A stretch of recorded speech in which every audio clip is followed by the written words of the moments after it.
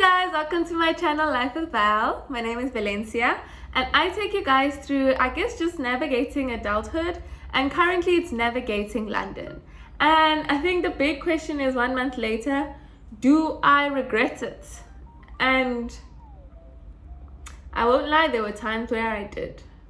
Let's jump straight into it. So just the whole build up to London, everything just seemed exciting. And it finally got to the point where it was time for me to actually book my flight.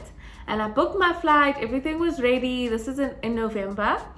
And then boom, red list. And I'm like, wait. Now we had to stress about the fact that South Africa's on the red list. We can't actually fly to the UK. So I was like, okay, I don't know what's gonna happen. I decided to travel to Ghana and then travel from Ghana to London because Ghana wasn't on the red list yet. So now I was just, hoping and praying that this plan was going to work out. I packed all my things ready to go to Ghana as if I was going to London. And I actually think the day of me leaving to Ghana, I think that was the day that they cleared the red list. So now I was already at the airport with all my things ready to go, saying bye, deep within the tears, and I had to go. But at the time I booked my ticket, I did book a return trip to South Africa before flying to London. So I did then kind of now toy around with the decision, okay, do I go back to South Africa or not? This is just December. Then I think maybe a week of me being in Ghana, the person I was actually supposed to come to London with, things just weren't working out in their end. But what we were supposed to do was share accommodation in January and then find a place for February. That didn't work out. Things just didn't work out, and now I had to kind of figure things out. Where am I gonna stay in January? I need to make this work. And I remember being so stressed about, okay, I don't actually know what I'm gonna do. And my sister just asked me, why did you take the job? You can't actually afford, you can't afford to stay there. It didn't make sense. And I won't lie to you, at that point in time, I agreed. Because everything here is so expensive, especially when you're coming from a country that £1 is 20 rand. You're telling me all my money, however much I save, if I just divide it by 20, that's what it's actually worth in this new country. So it was stressful. It was very stressful. I just had to kind of make decisions because I was stuck at that point, I had to I can't return the flight ticket. I can't now say I don't want to go to London. I don't have a job waiting for me. I had to go. And so I came. And then I think another thing that started just stressing me out was then I had to just, figure things out on my own. And I didn't really plan for that. When you think you're going to have someone to go with, through it the whole time with you. And, that didn't happen. And I ended up actually staying in January with one of my previous work colleagues who ended up becoming my friend now, which is really great. So we kind of, figured things out together. But, this wasn't someone that was initially my friend. But we are friends now, FYI. Love that girl. Shout out to Rulani. But yeah, and I just remember just in January, the first week was very exciting. But everything was so fast paced. I come from a place where Pretoria to Johannesburg is 1 hour away. And in London, everything is 30 minutes to an hour away because it's so big. And everything is so fast paced. Thankfully, I had someone come and fetch me at the airport, or else I was going to have to carry all my huge bags all on my own. So shout out to Kwame. Thank you. So he came to fetch me at the airport, and basically we then took the underground, we then took the bus, and guys, things were moving. The tube just goes and it's noisy and it's just what is happening? Tap this, carry this, then you have to carry your bag to stairs to change trains, and then you need to make sure you go to the correct bus stop. And guys, I remember that first night, so day and night, I was overwhelmed. I felt not even a kid in a candy store. I don't even know how to explain it. Everything was just mind blowing. And that night we also went out because it was New Year's Eve, And I just remember being in the streets, and I just felt like I was looking all around me, like a whole 360, like, oh my gosh, am I really here? A week later, I couldn't even believe that I was still here. And I think by the second week, like, the excitement of being in a new country and sightseeing and stuff wore off.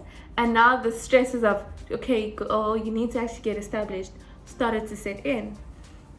And at that point, the person that I was supposed to also then share my permanent accommodation couldn't move into an apartment from February. So I needed to make a plan. And my main concerns with coming to London was, what am I going to do with my medication and my diabetes? Because I know that I need monthly prescriptions. I know that I have certain, like, for me, it's just getting the meds. I can be my own doctor, but I need my meds. And before I flew, I bought extra medication.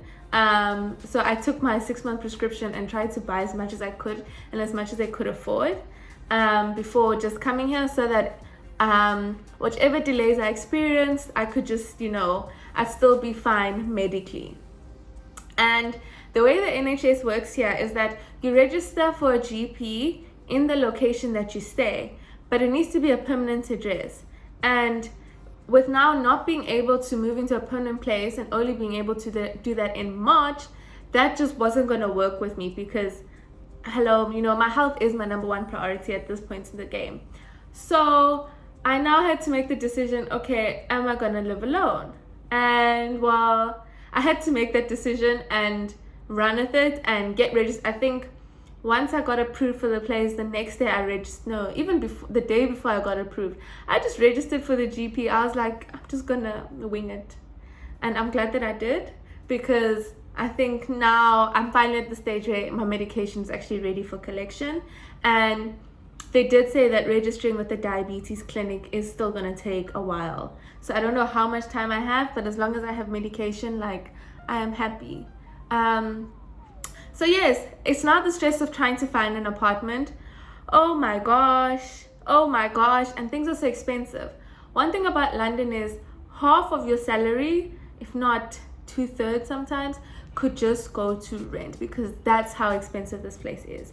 And the closer you want to be to, like, the main city center, the more expensive you're going to pay. So when I was like looking at the numbers before I traveled over here, you're paying like 60k for rent.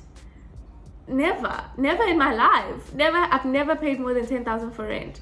So obviously it's a bit of an adjustment, and this was something I also had not budgeted for. The fact that, okay, Val, you're gonna have to live alone, and that also means all the costs are now on you. So financially, it was stressful, and there were a lot of times that this idea of regret just kept sinking in. And there was a time on my Instagram I was doing like daily updates, just things that I was learning along the way. Like, it was still cute and exciting, but there were days where I just couldn't do an update because of how hard it had been.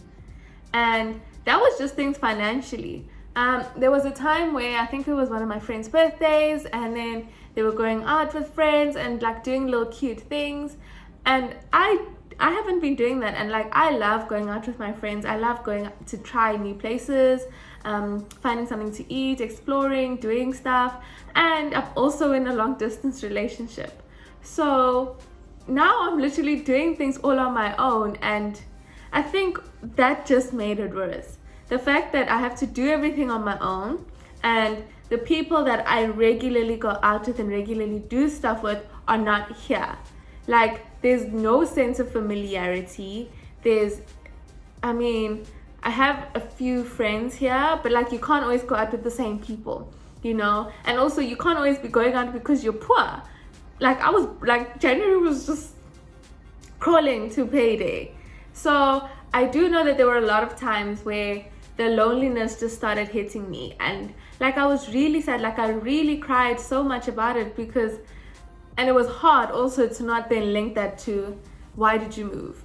Like, I regretted it quite a lot of the time, because I felt like I brought it on myself. I'm struggling financially, emotionally I'm struggling, friendship wise, like, I don't have that same connection that I had with my friends back home. My family, or the family that I'm like used to like seeing all the time, is just not there. everything is an unknown. Like, guys, January was actually very hard. I don't even know how I got through it. Like, it was a struggle. And even just trying to find my place, that was a struggle as well, because when I found a place that I liked, they then told me that you need to pay a 6-month deposit up front. And when I did the math, that was £9,000. And I don't even want to translate that, but you can. It's something that I've never had in my bank account. So it just felt like, it was blow after blow. You're not going to get the place. Where you're going to stay? What about your health? You don't have friends. Where's your family? Like, it was just so many things just adding on top of one another. And eventually I did get the place. This is actually my place now, which is great. And I'm glad that worked out. I'm glad that my health stuff is working out. But the final blow for me, was now fine, cool. I registered with the GP, and now I had to do some blood tests and just, that initial interaction. And then they kind of just dealt me with some of these health blows, changes I need to make, weight that I need to lose, just for me to be a healthier version of myself. But there are some doctors and some people, even nurses, that when they hear that you have diabetes, they kind of just scare you about, what this illness entails. And that, for me, is the worst thing that you can do to someone that is sick, because you make them feel like they don't have control. And that's exactly what happened. In December, when I left, I knew I was in control of my diabetes. My doctor said the same thing. My results were great. And it was just I've overcome this thing. I'm not as upset as I was about the fact that I had it. Then to come here and be told, no sis, you need to lose, I think she told me 14 kgs. You need to lose 14 kgs. You need to get a blood pressure machine. You need to do this, get this, do a I think I even got a flu vaccine on the spot. And I have another vaccine coming. And then I have all these tests to still do. It was just information overload. And I think that was definitely the lowest point for me.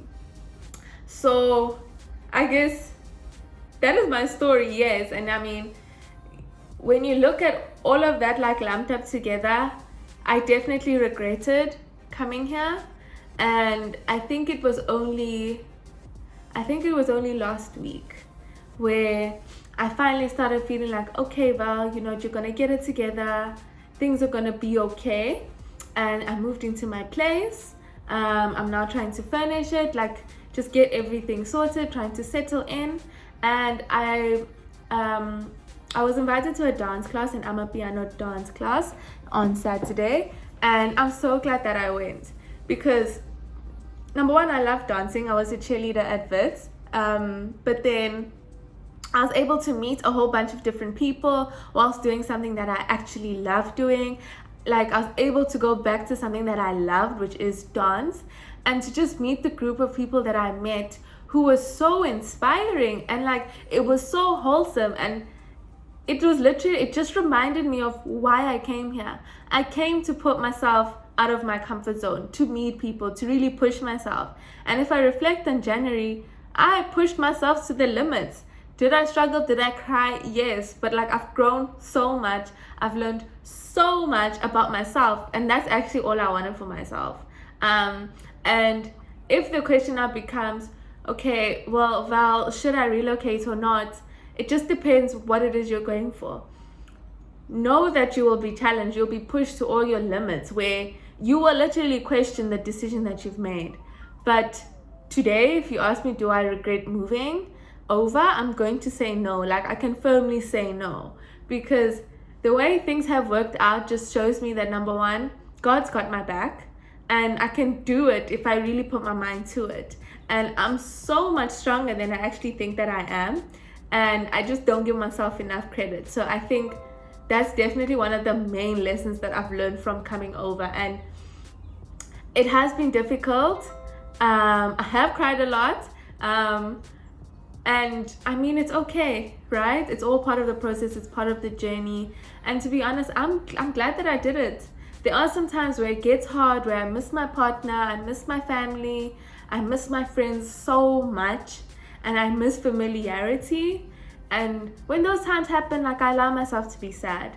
But then, you wake up the next day and I just have to keep trying. You know, I'm in this, I need to be committed to this, and I need to make it work.